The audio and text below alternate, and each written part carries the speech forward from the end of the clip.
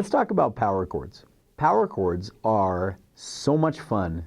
I'm going to predict that you're probably going to have maybe 2 or 3 fits of joy while playing power chords per week. Power chords yield an awesome return on the investment of practice. They're pretty easy to play, and yet they sound amazing. There's some stuff that you can do on the guitar that sounds amazing, but is really hard to do physically. So there's not that much of a exponential yield on what you've tried to put in. You put in a lot of work and you get out something that sounds very cool. Power chords are kind of the opposite. They sound so awesome, and yet they're really physically very easy to play. So a power chord is made up of 2 notes, the root note of the chord and what I'm going to call the sidekick. We've already talked about what the root of a chord is, but just to refresh your memory, it is the bottom note of a chord. It's like the root of a tree. The bottom note is that root note, and everything else gets stacked up on top of that root note.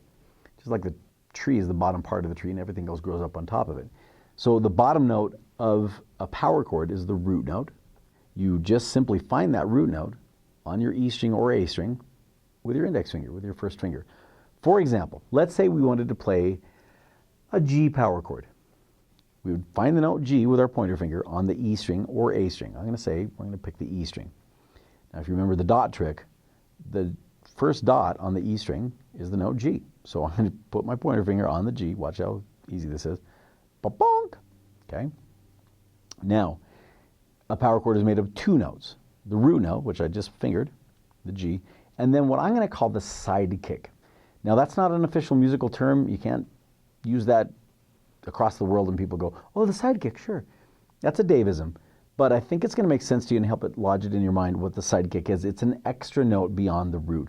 The root note is is Batman. The sidekick is the addition and enhancer to that root note. And we play it by just simply playing the next string and up over by 2 frets. In other words, if we're here on the 3rd fret with our pointer finger, we're going to go up to the 5th fret of the next string, or the A string, and play the 3rd finger. And there's the G power chord.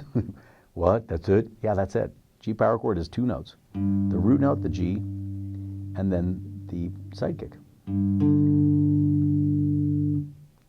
So that's how you play a G power chord. 3rd fret of the E string with the 1st finger, 5th fret of the A string with the 3rd finger. Batman, Robin, root, sidekick, together, power chord.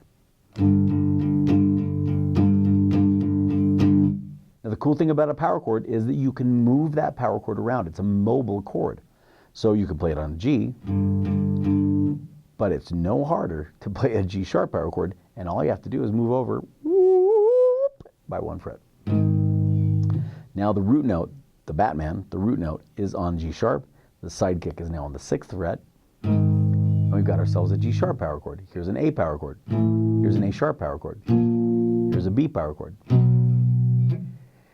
So power chords are pretty easy to play. Now it takes a little bit of strength.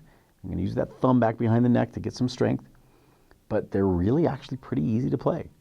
Once you build up that strength, they should pop out of your fingers pretty quickly. Power chords then can be rooted on the E string like I just showed you, but you can also root those chords or place the root of the chord on the A string. Just like on the E string, we said here's the root, here's the sidekick. Do the same thing, but instead of finding the root on your E string, the low E string, we're going to find it on the A string. Let's say we wanted to play the note C sharp power chord. Well, you do the dot trick to find a C sharp on the A string.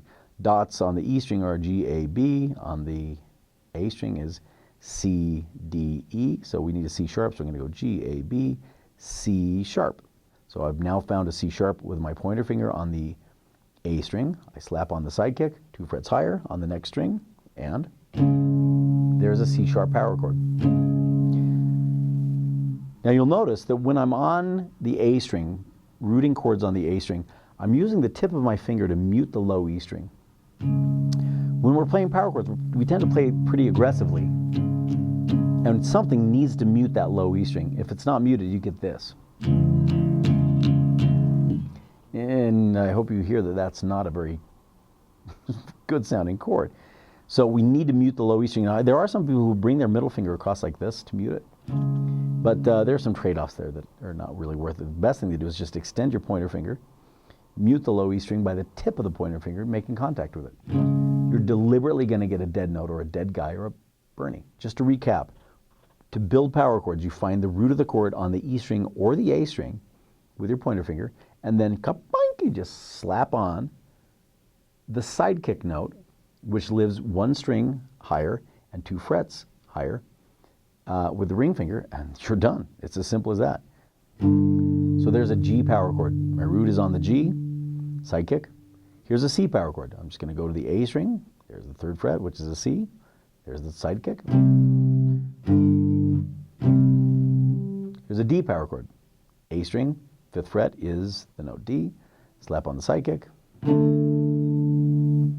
How many songs use power chords? Only about 4 or 5 billion. So it's not like something you're going to use every day. Wait, yes it will. It's something you're going to use every day. If you like rock music. Now, if you're kind of just locked into the folk scene or stuff like that, you might not use a lot of power chords. But typically, as soon as you hear distortion in a song, they're probably playing power chords. Let's talk about distortion. A lot of times when I'm teaching power chords, I like to call the lesson the power chord, subtitled, Distortion is Your Friend. I hope that sounded as awesome as I think it sounded. Distortion is your friend. Bum, bum, bum. I could be like one of those movie guys. In a world where distortion knows no bounds and power chords rule. Power chords sound cool and they sound fun without distortion. I'll give you an example. I'm going to play a song by Nirvana.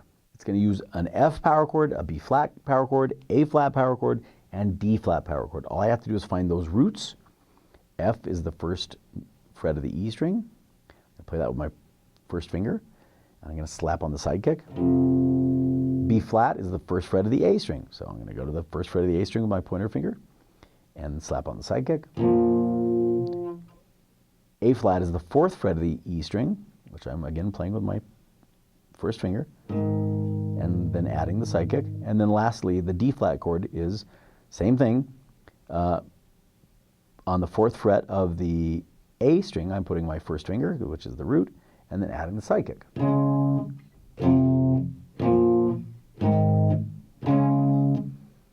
That sounds fine, right? And that song, if you know it, starts.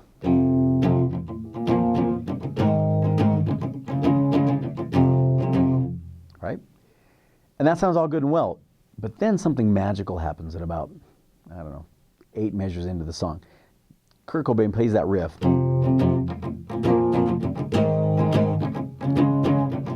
He does it again, and the drums come, and then the guitars sound like they magically grow testosterone-fueled manliness because they add distortion. Watch.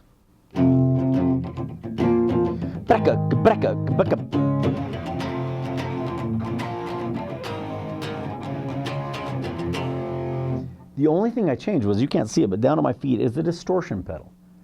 I moved it from being a clean sound, this, to a distortion sound, this. So distortion is absolutely your friend when you're playing power chords. It takes them from being, they're fine, to, oh my gosh, dude, that's huge. Power chords sound so much better when you're distorted. So, play around with your amp, do what you got to do to get it to distort. Buy a distortion pedal if you need to. But get distortion, and power chords will transform you from being like a mild, meekly librarian. Which book would you like to check out? To a rock god who also works in the library. The official name of a power chord? Well, there is no official name of a power chord. In modern music, there is no designated body, academy of guitarists. There just isn't. So, most of us call power chords power chords. There is, however, a way to write it down. So you don't have to write in the words G, P, O, W, E, R, C, H, O, R, D. And that is just plain and simple to use what's called a superscript and then the number 5. The reason it's called G5 is that the sidekick, the official name of the sidekick note, is the fifth.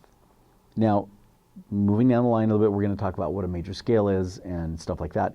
And you'll learn that that note, the sidekick note, is actually the fifth note of a major scale. Do, re, mi, fa, so.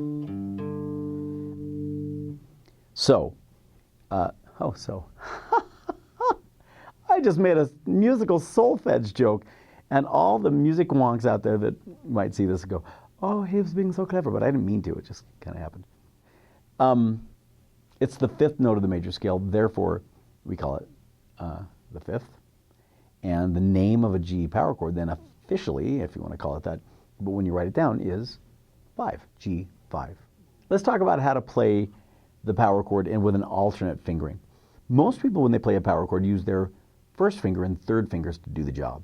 The root note gets played by the pointer finger, and the sidekick note is played by the third finger or ring finger. I'm playing a G power chord right now.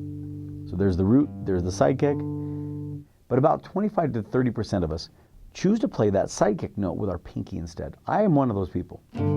It's the minority of people who do it, but it's not better or worse. It just feels more comfortable to me personally. So if you want to do it with a ring finger, great. Do it with a pinky, that's great. I guess there might be some freakish people out there who play with their middle finger, but I don't know anybody who does. So if you see me playing a power chord with my pinky, don't think that that's what you have to do.